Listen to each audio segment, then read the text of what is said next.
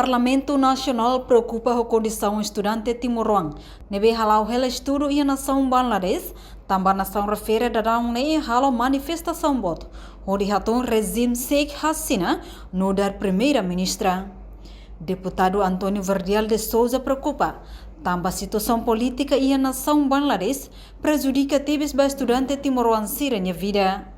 Representante povo ne o subgoverno atual a coordenação da embaixada e nação refere o de estudante Timor-Leste sirenya situação e neba. Timor lebe ita harupa ba sekolah ia berai Bangladesh. Agora a situação ba manas de tebes. Por isso que às 16 horas em ponto para a Albânia, sirnya fahera fati hera eta razana metralhadora lavar falai arbire. Bahela que ia fati zero.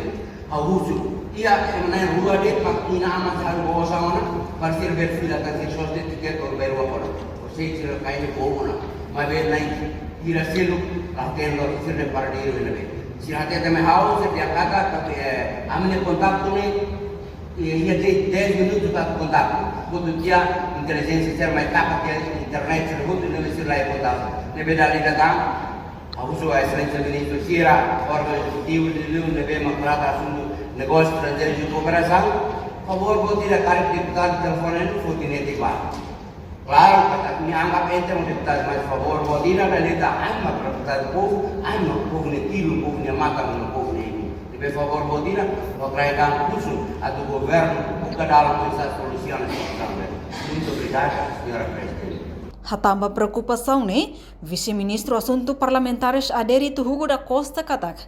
Governo liusi Ministério Negócio Estrangeiro no Cooperação, halo na coordenação diplomacia e nação refere. Governo continua buka dalang, onde assegura estudante Timor-Leste sirenya situação, nebe dadang ne halau estudo e Bangladesh.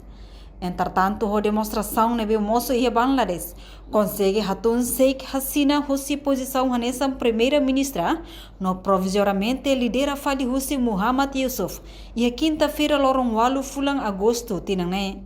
Reportagem Melda Fatima, televisão Timor-Post. Janela informação ba emogoto.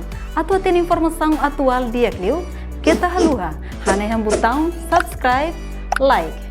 Halo comentário no Fahia Tutang ba media sosial hotu.